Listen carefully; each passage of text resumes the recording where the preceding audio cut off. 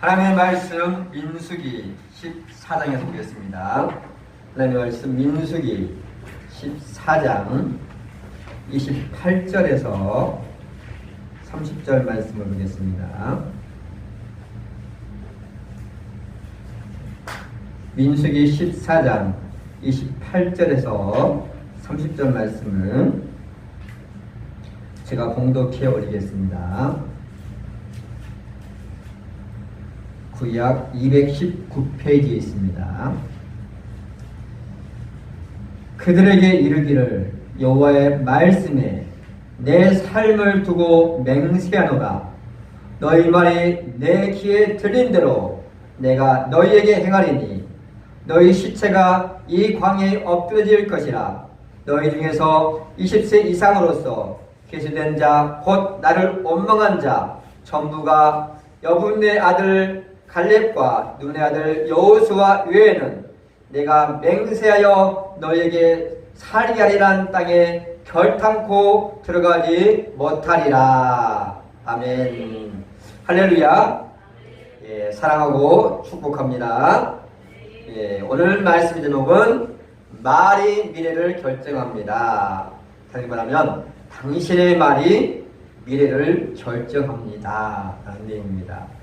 사람의 건강 상태를 가장 쉽게 알 수 있는 방법이 그 사람의 혀의 상태를 보면 금방 알 수 있다고 합니다. 혀가 어떤지, 혀에 백태가 어디에 끼고 떨리는지, 침샘이 어떻게 되는지, 우리 혀의 그 사람의 상태를 보면 그 사람의 건강 상태를 쉽게 체크할 수 있다고 합니다. 혀는 육체의 건강 상태를 확인할 수 있는 지표입니다. 그러면 내 마음의 건강 상태는 어떻게 알 수 있을까요? 우리 속담에 이런 말이 있잖아요. 10길 물속은 알아도 한 길 사람의 마음은 알 수 없다라고 그런 속담이 있습니다. 근데 정말 사람의 마음을 알 수가 없을까요? 예, 전혀 모르는 것이 아닙니다. 그 사람의 혀에서 나오는 말을 들어오면 그 사람의 마음 상태가 어떤지를 알 수가 있습니다. 말은 그 사람의 인격이요, 그 마음의 건강의 척도입니다. 마음이 건강한 사람이 쓰는 말과 마음의 상처와 아픔이 많은 사람이 쓰는 말은 분명히 다릅니다. 마음이 건강하면 벌써 말이 부드럽습니다. 마음이 건강하면요, 그가 하는 말이 부드러워요. 그리고 긍정적입니다. 누군가에게 위로와 격려와 힘이 되는 말을 합니다. 반면에 마음에 상처와 아픔이 많은 사람의 말은 첫 번째가 거칠어요. 그리고 어떻게 합니까? 부정적이에요. 파괴적입니다. 말 자체가 굉장히 가시가 있어요. 그냥 평상시 하는 것 같은데 왠지 똑같은 말에도 뭔가 상대방이 듣기에 거슬리고 뭔가 따지는 것 같다. 왜 그래요? 그 사람 마음에 그만큼 상처와 아픔이 많다는 것입니다. 하나님은 인간에게 놀란 언어의 능력을 주셨어요. 인간의 언어에 창조의 능력이 있다는 거예요. 자, 아담이 짐승들의 이름을 하나하나 다 지었습니다. 아담이 부른 그 짐승의 이름, 나무의 이름이, 꽃 이름이 그 이름 자체가 됐어요. 그러니까 창조의 능력을 하나님께서 우리 언어에 주셨다는 거예요.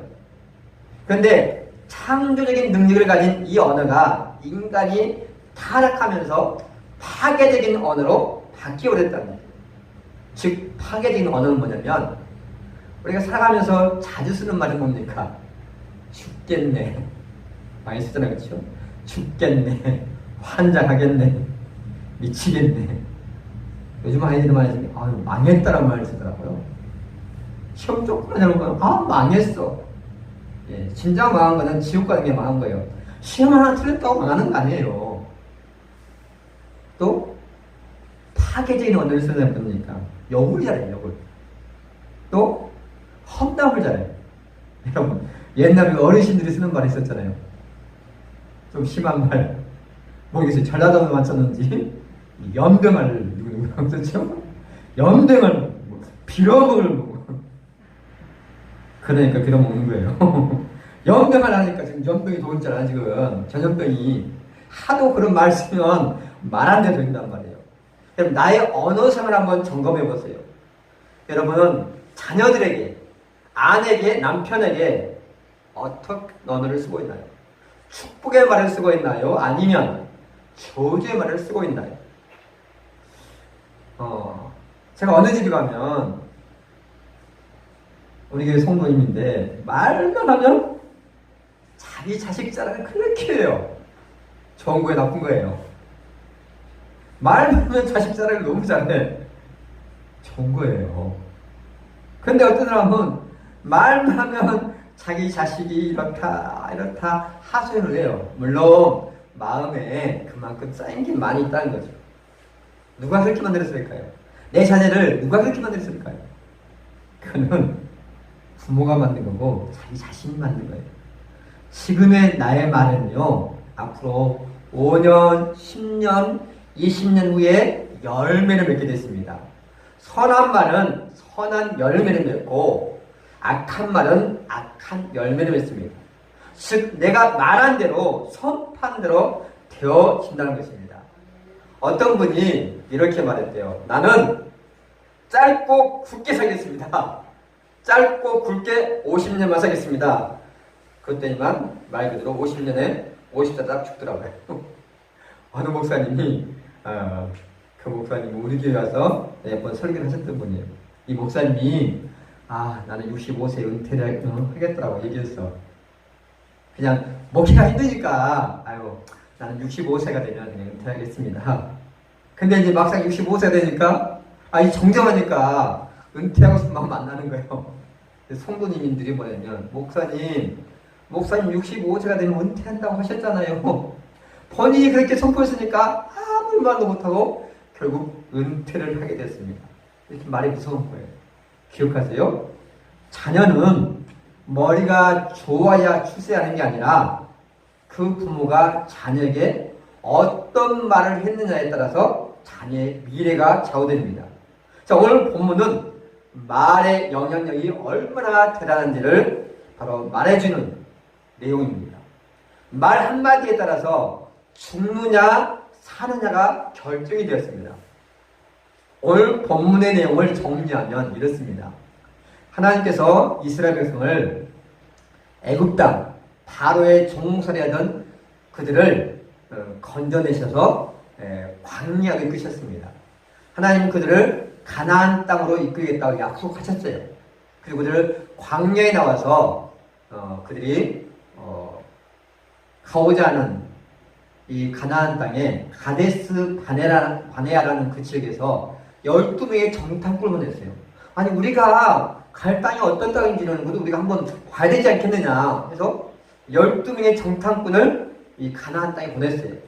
가나안 땅에 갔다 왔었는데 12명이 갔다 왔는데 보고가 다른 거예요. 10명이 정탐하고 와서 뭐라 하냐면 이렇게 말하는 거예요.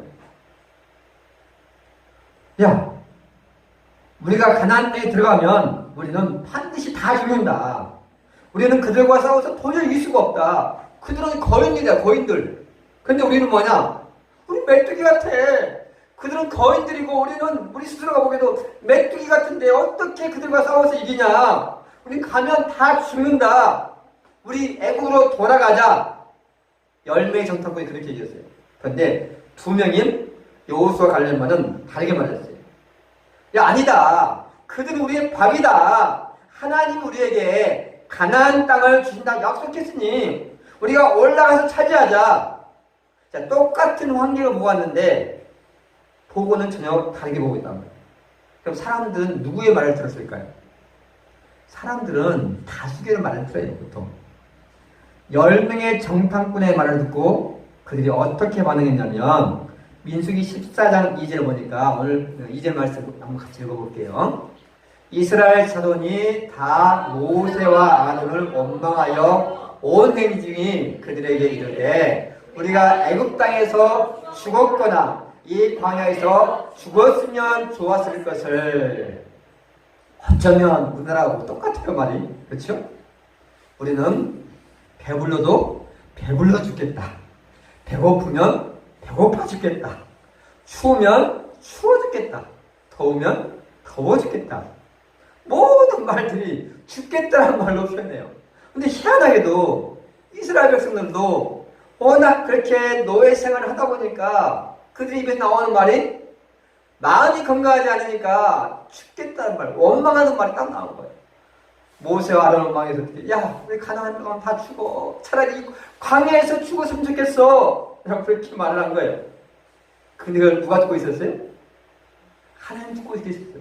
그 하나님이 그들이 말한 것을 듣고 오늘 본문 말씀이 이렇게 얘기한 거예요. 나올까요? 자, 같이 읽어봅니다. 그들에게 이르기를 여호와의 말씀에 내 삶을 두고 맹세하노라. 너희 말이 내 귀에 들린 대로 내가 너희에게 행하리니. 하나님이 맹세래요. 하나님 스스로가 내가 맹세한다. 똑같아요. 그때나 오늘나 내가 맹세하는데 너희들이 말한 그대로 나 듣고 말한 그대로 해줄 거야. 갚아주겠다는 것입니다. 그래서 너희들이 말한 그대로 너희들은 광야에서 다 죽게 할 것이고 여호수아 갈렙은 그들이 말한 그대로 가나안 땅에 들어가게 하겠다. 하나님 그렇게 말한 그대로 하겠다는 거예요. 하나님은 지금도 나의 말을 듣고 계십니다. 아멘? 듣는 것을 보시는 게 아니라 들린 그대로 행하신다는 얘기예요. 그들이 말한 그대로 부모 세대는 광야에서 다 죽었습니다. 그런데 구약에만 이런 사건이 있었느냐? 신약에 더 무서운 사건이 있더라고요. 예수님이 십자가에 달리실 때 유대인들은 아무 생각도 없이 이렇게 말했어요. 그들은 그 말에 대한 결과가 이렇게 비참할 생각지 않고 이렇게 말했어요. 뭐라 했냐면 마태복음 27장 25절에 보니까 백성이 다 대답하이르되 그 피를 우리와 우리 자손에게 돌릴지어다. 즉 무슨 말이냐면 빌라도가 재판을 보니까 예수님 아무 죄가 없거든요. 사형시킬 만한 죄가 없어요. 그래서 야, 나는 이 사람에 대해서 무죄한다. 난 이 사람의 죄가 없다고 생각한다. 그러니까 난 이 사람에 대해서 무죄한다. 그러니까 유대인들 뭐냐면 그러면 그 예수님 핏값을 우리가 우리 조상들이 받겠다. 그렇게 선언을 해버린 거예요. 그래서 아무 생각 없이 한 거예요. 그것이 얼마나 무서운 말인지 모르고. 그 하나님은 그들이 말한 그대로 대가를 받고 계셔요. 그들이 그렇게 말한 지 40년 지난 다음에 이스라엘은 완전히 망해버렸어요. 나라가. 그리고 2차 세계대전 때 히틀러가 유태인들을 600만 명을 독가스로 죽게 했어요. 독가스에 600만 명이 죽겠단 말이에요. 그게 우연일까요? 아니에요. 그들이 얘기했잖아요. 예수의 핏값을 우리가 우리 자손들이 올려라. 아니 차라리 그 핏값을 우리한테 돌리라 했으면 그게 괜찮아. 근데 왜 죄 없는 자손들까지 등먹이냔 말이에요. 그래가지고 600만 명이 가스에서 잔인하게 죽은 거예요. 누구 때문에? 그 조상들이 말한 것 때문에, 그 부모 세대가 말한 것 때문에 그런 결과가 온 거란 말이에요. 여러분, 하나님은 우리가 말한 그대로 갚아주기 때문에 우리는 말을 신중하게 해야 돼요. 왜? 하나님이 이 모든 말을 듣고 계시기 때문에. 여러분, 우리가 천국에 어떻게 갑니까? 말의 고백이 있고. 로마서 10장 10절에 이렇게 말합니다. 같이 한번 읽어보겠습니다. 사람이 마음으로 믿어 의에 이르고 입으로 시인하여 구원에 이르니라. 아멘. 예수님이 나의 죄를 위해서 죽으시고 부활한 것을 내가 믿습니다. 그리고 입술로 내가 고백하고, 내가 그렇게 고백할 때 하나님 나를 하나님의 자녀로 인정해 주시고 나를 천국으로 가게 하신단 말이에요. 네가 말한 고백한 그대로 난 해주겠다. 십자가상에서 예수 십자가 죽을 때 두 명의 강도가 죽었어요. 이 강도는 평생 죄만 졌으니까 십자가를 당했단 말이에요. 근데 이 평생 죄만 졌던 이 강도가 십자가 죽을 때 뭐랬냐면, 예수님, 당신 나라가 임할 때 나를 기억해 주십시오. 나는 당신을 메시아로 인정합니다.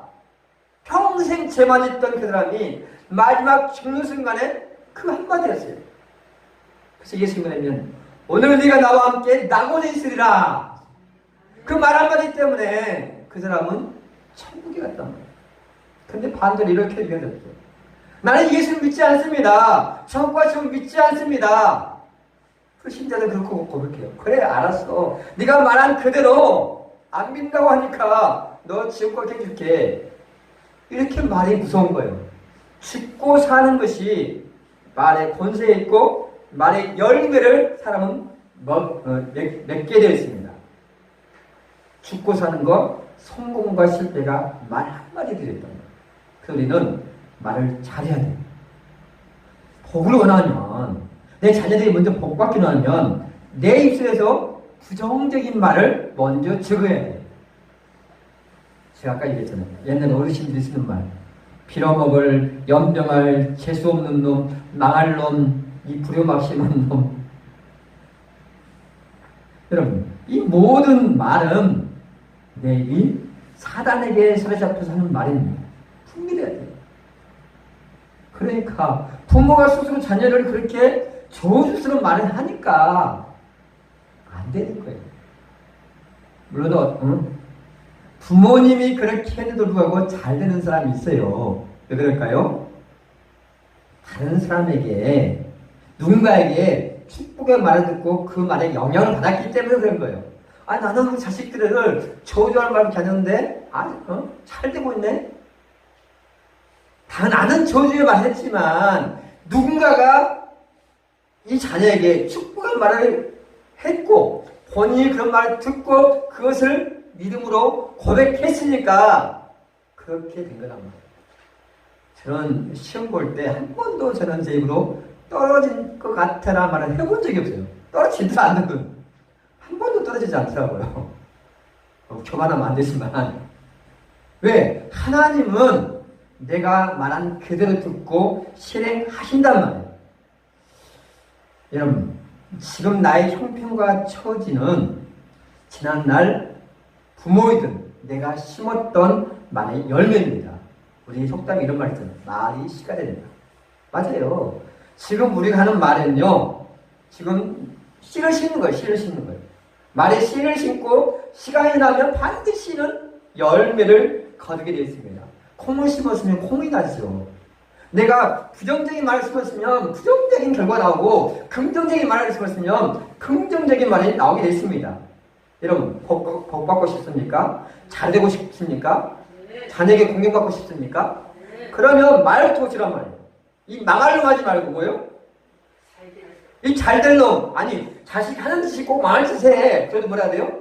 지금 눈에 보이는 거 가지고 하지 말고 이 잘될 놈, 이 복받을 놈, 이 효도할 놈, 넘쳐서 그렇지만 이 예의 바른 놈, 저것을 한 말이에요.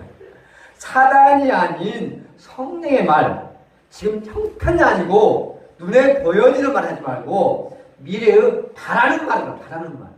지금 하는 짓은 하는 짓거리가 있는 말, 짓거리가 정말 못한 짓, 안 될 짓을 해. 그러니까 이 빌어먹으려고 하지 말고 미래 바라는 것, 이 잘될 놈, 복받을 놈이라고 선포를 하란 말이에요. 왜? 하나님은 말한 대로 갚아주시기 때문에. 하나님은 누군가에게 복을 주시기 전에요. 먼저 이름부터 바꿔주세요. 하나님이 아브라함에게 복 줄 때 원래 아브라함인데 하나님이 아브라함으로 이름 바꿔주세요. 아브라함이라는 이름은요, 믿음의 조상이라는 뜻이거든요. 열국의 아버지라는 뜻이에요. 그런데 그렇게 하나님께서 아브라함의 이름을 바꿔줄 때 아브라함 아직 자식이 하나도 없어. 근데 자식이 하나도 없는데 열국의 아버지 하면 사람들은 아니고 자식도 없는데 무슨 열국의 아버지야. 사람들은 비웃을 거 아니에요. 하나님은 그렇게 이름을 바꿔주시고 아브라함을 믿음의 초성으로 만드셨어요. 우리 예수님의 제자인 시몬이 있잖아요. 시몬이 뭐냐면 베드로예요. 이 시몬이라는 이름의 뜻이 흔들리는 갈대라는 뜻이에요. 시몬의 이름이 흔들리는 갈대예요. 그러니까 이 베드로가 늘 흔들려. 감정이 심해. 주여, 주는 그리스도시요 살아계신 하나님의 아들입니다 고해놓고 곧바로 들어서가지고 예수님 사탄아 물러가라. 내가 죽을지언정 주님을 부인하지 않겠습니다 놓고 뒤돌아선 다음에 내가 언제 저분을 메시아하냐? 난 저 엑세스 몰라. 그게 시몬이에요. 그래서 예수님 어떻게 바꿨어요? 이름은 베드로로 바꿨어요. 베드로. 반석으로. 그러니까 어떻게 됩니까? 그 시몬, 상할 때라 흔들리는 갈대인 이 시몬이 반석 베드로가 되더라는 거예요. 그래서 이름이 중요한 거예요. 여러분 자식 이름 지을 때 뭐 보고 있습니까? 이렇게 되라는 뜻을 가지고 이름을 짓잖아요.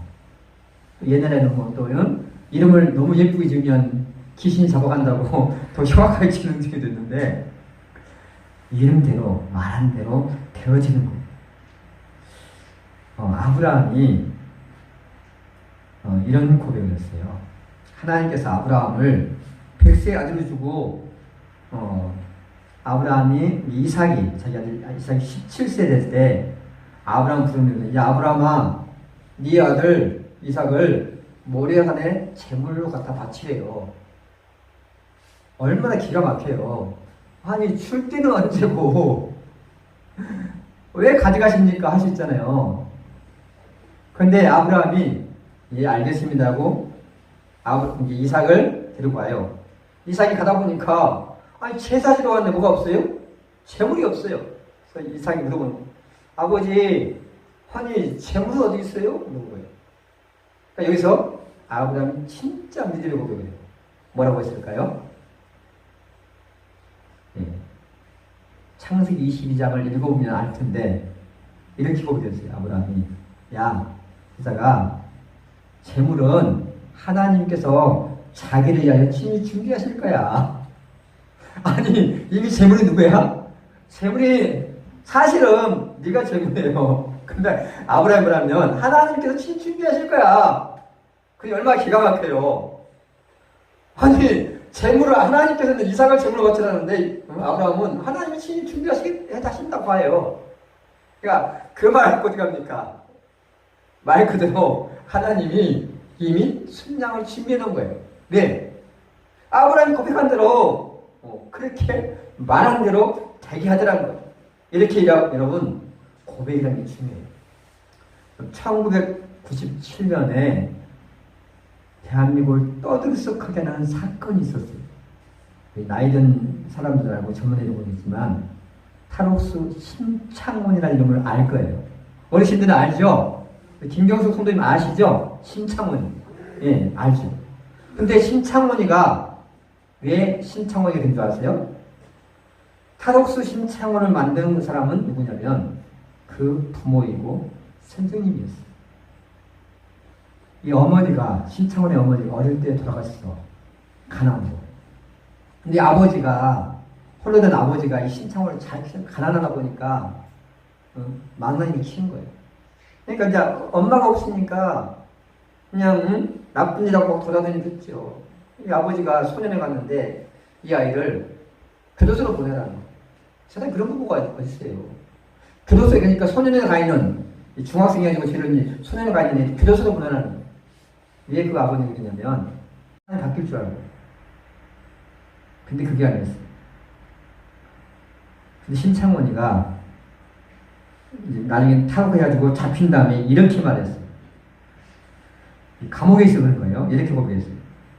지금 나를 잡으려고 군대까지 동원하고 엄청난 돈을 쓰는데 나 같은 놈은 태어나지 않는 방법이 있다. 자, 내가 초등학교 때 선생님이 너는 착한 놈이다 라고 머리 한 번만 쓸어 주었으면 여기까지 오지 않았을 것이다. 5학년 때 선생님이 이렇게 말했어요. 제가 이 신청에 말한 그대로 해줄게요. 이 새끼야, 돈도 안 가져왔는데 뭘 학교로 와? 빨리 꺼져. 옛날에 육성애비가 있는데 가난하니까 육성애비들 돈이 없는 거예요. 그럼 선생님이 네가 가난하겠구나 했는데 돈도 안 가져오면서 학교를 못 오냐? 빨리 꺼져. 그런데 신창원이 이렇게 울었어요. 그때부터 마음속에 악마가 생겼다. 그 선생님의 말 한마디 때문에 그 신창원의 마음에 악마가 들었다.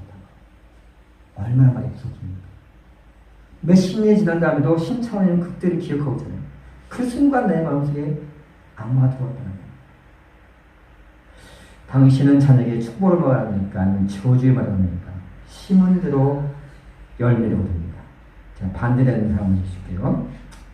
미국의 테네시 주의 한 작은 마을에 벤 후퍼라는 아이가 태어났다 합니다.